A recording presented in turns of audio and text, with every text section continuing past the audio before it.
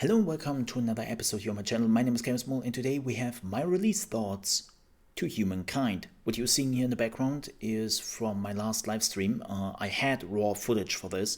Unfortunately, a few weeks ago I lost all my hard drives and all the stuff which was in it. It was a complete disaster.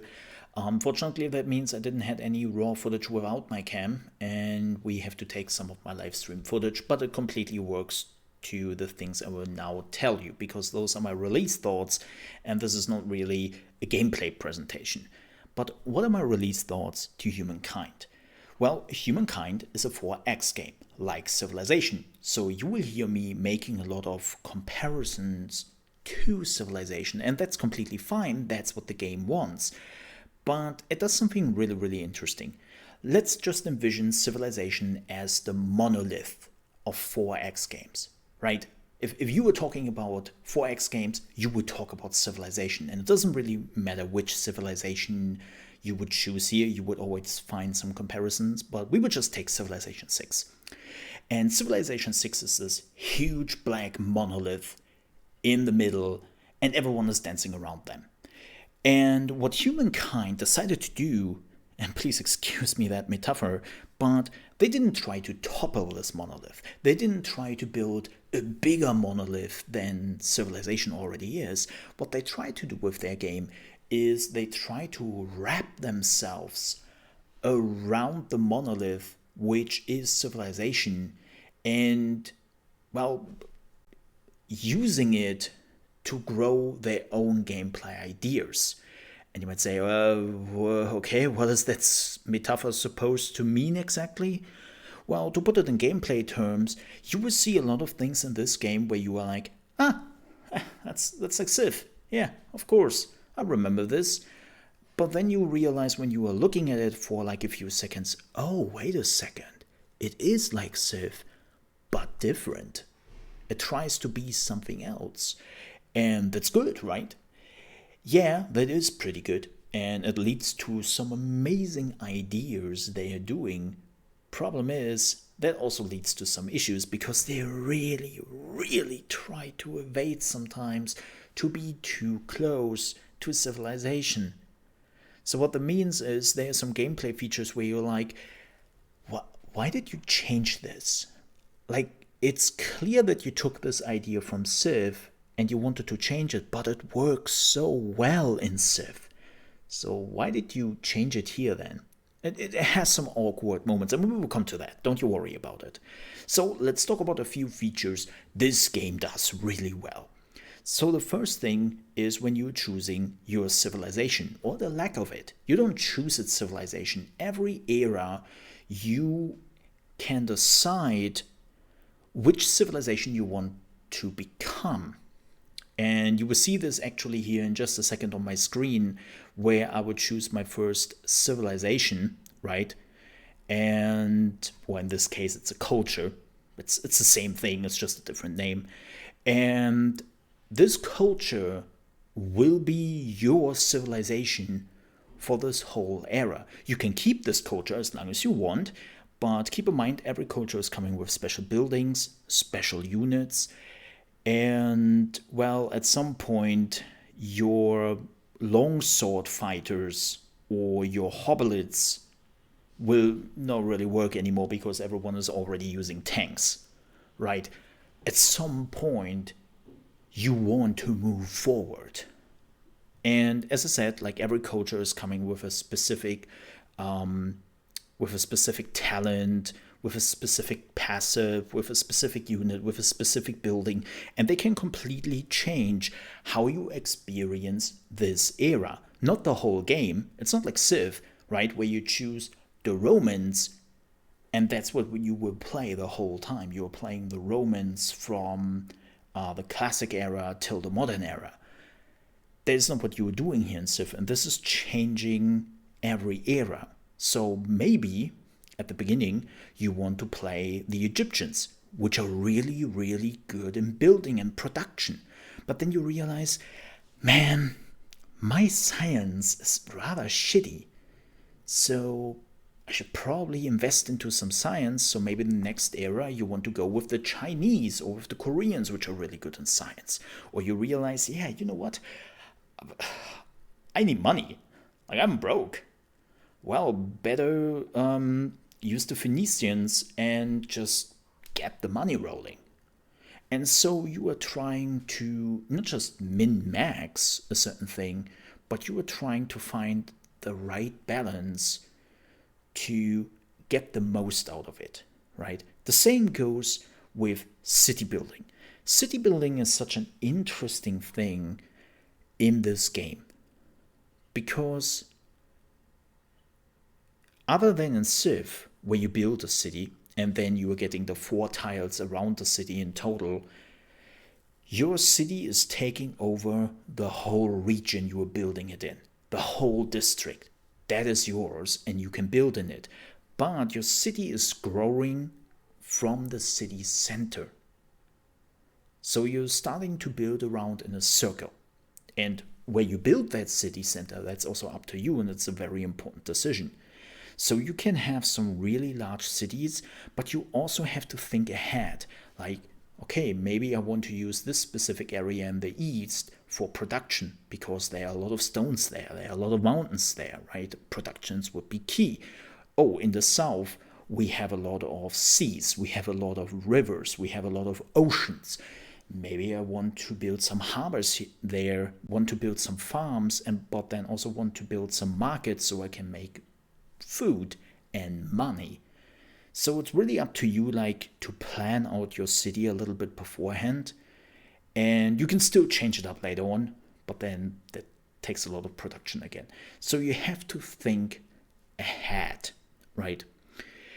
And that brings us to the next thing when it comes to city building. And this is, again, something which civilization does, right? You are sending out your settlers, and then you decide where you want to build your city.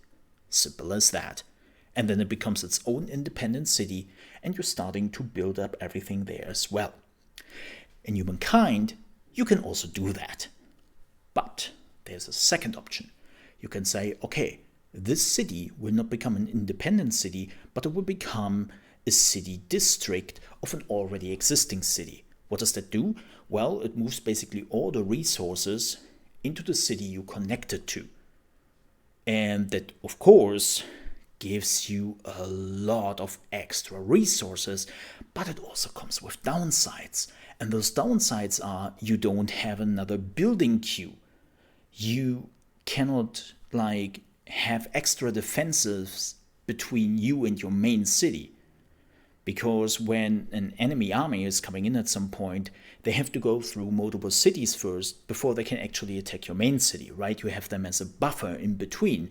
Problem is, when you make them all city districts, there's no buffer. They are all part of their one city, and you basically have only one city to defend. And if that falls, well, it's game over for you.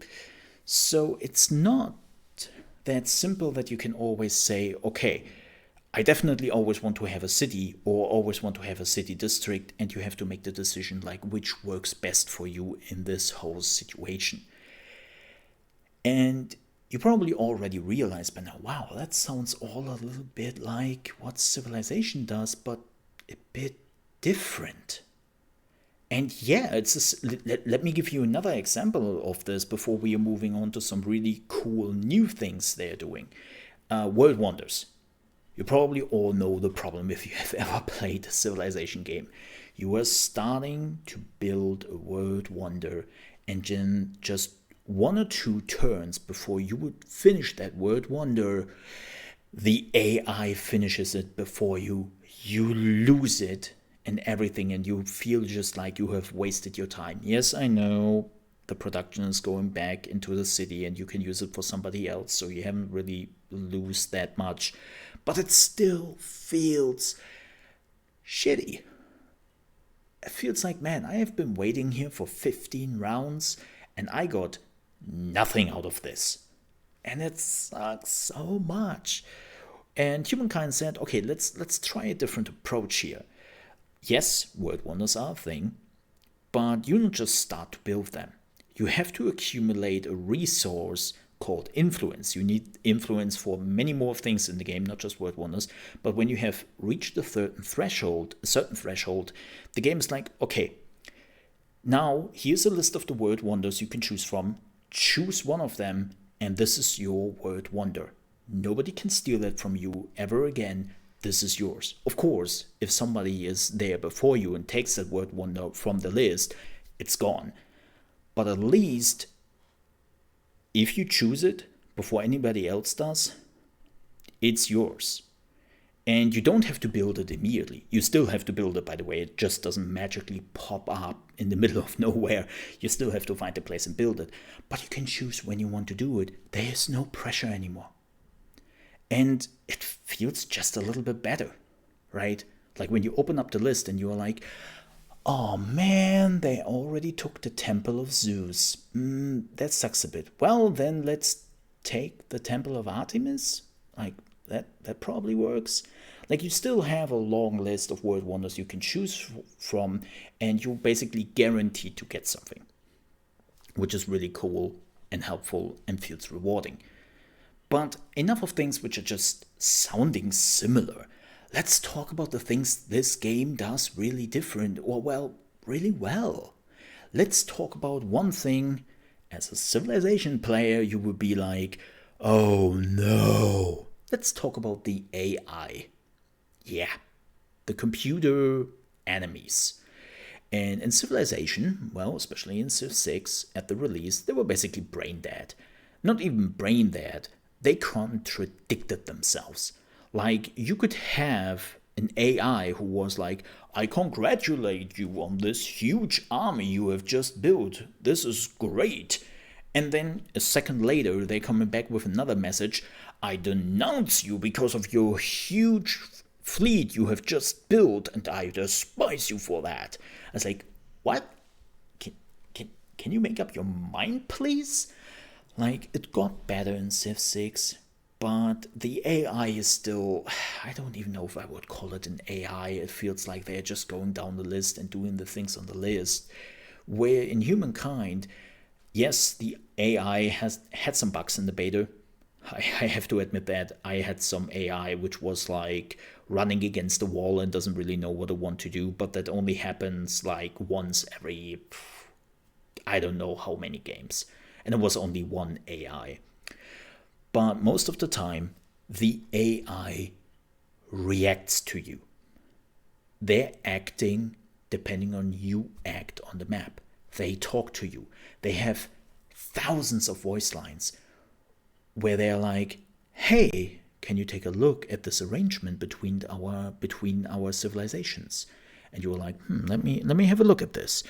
Yeah, I don't like this. Let's change this up. So you send it back. And he's like, let me have a look at this.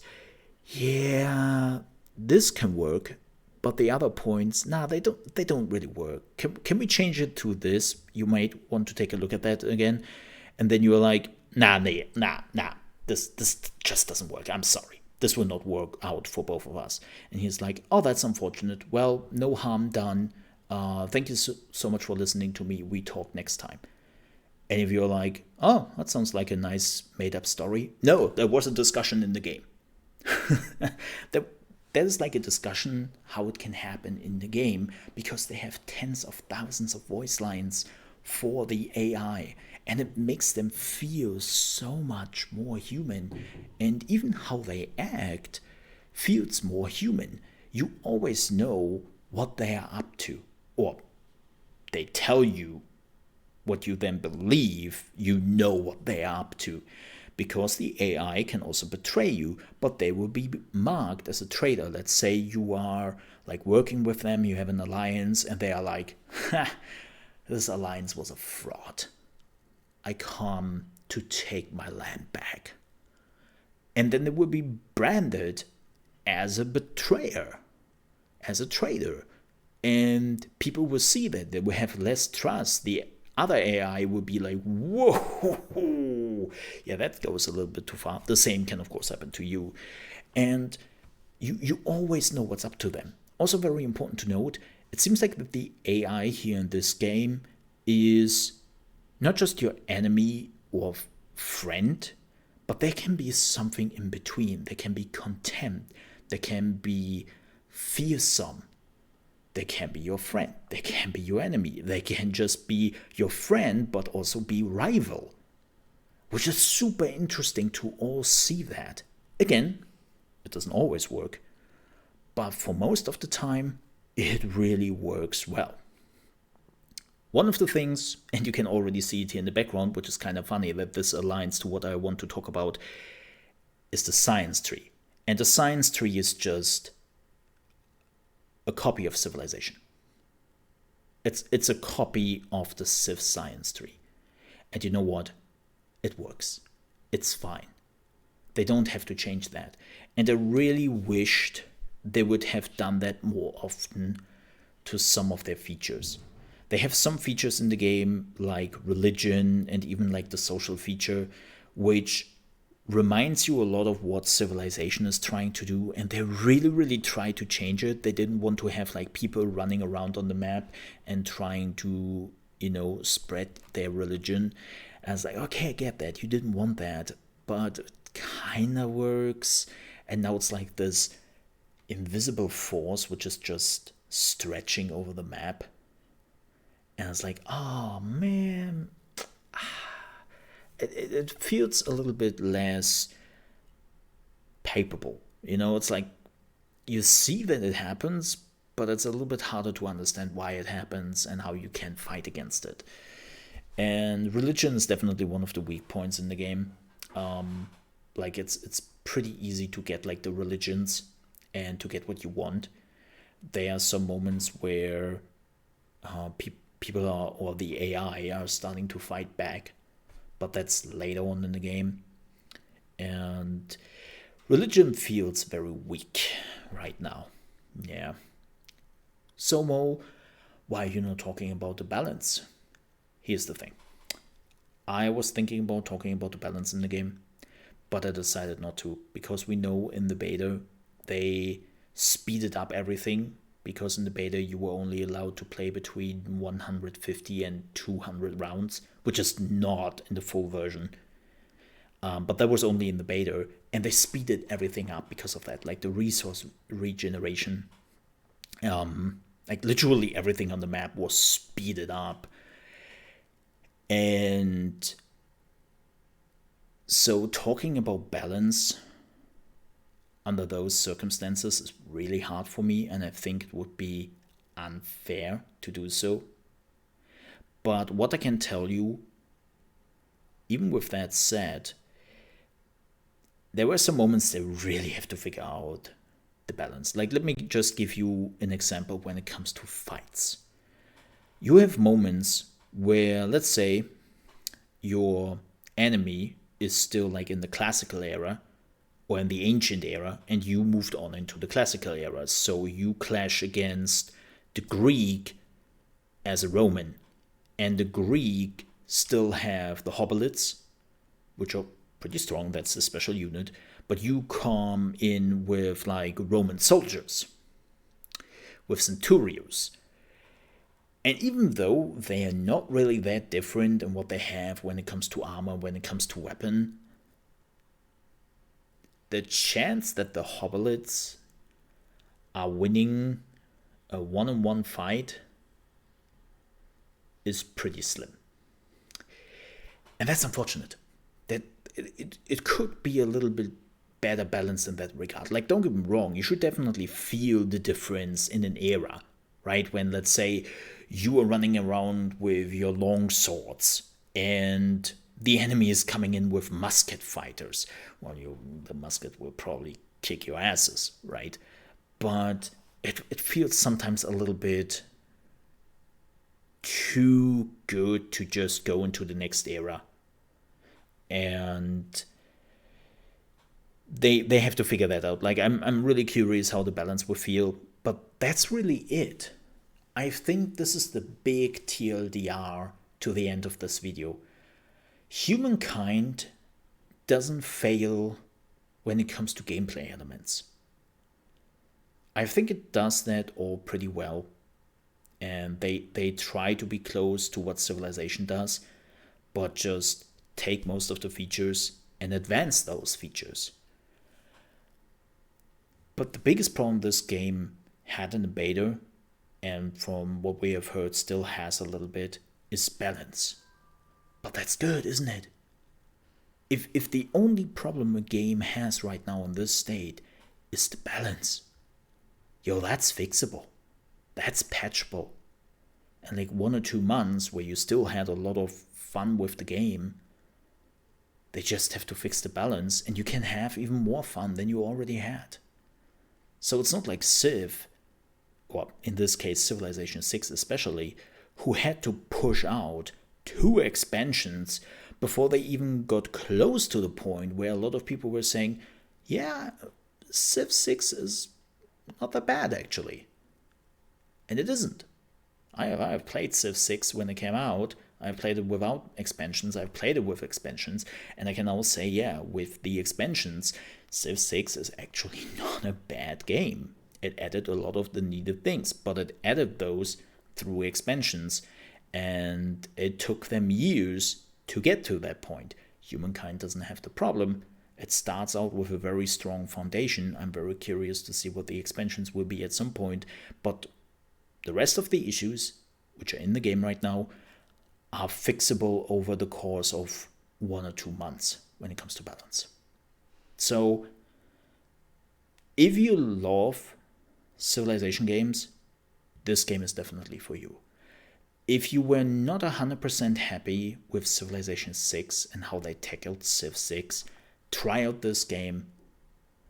It takes a lot of ideas Civ 6 had and just said, nah, you could have done it better at that point.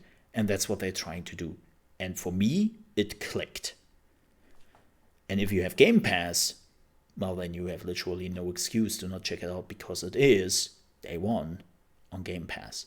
But so far, even in the state I have played it, which is a good state besides of a few balance issues, I would say that Humankind is definitely worth your money if you love those type of games. 100%. With that said, thank you so much for watching.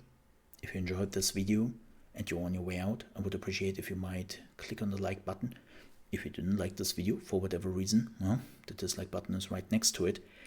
And if you want to see more preview, review, first thought videos, reaction videos, tips and tricks guides, which I also have for Humankind here on the channel, if you want to see more of it, I would appreciate if you might consider to subscribe to the channel. It helps me out a ton.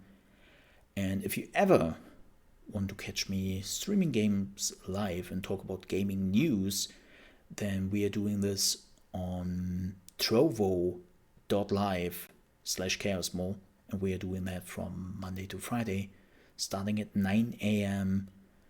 ET, which is East Coast time, which is also 2 p.m. UK time and 3 p.m. Central European time. Thank you so much for watching. See you next time, and stay safe. Bye-bye.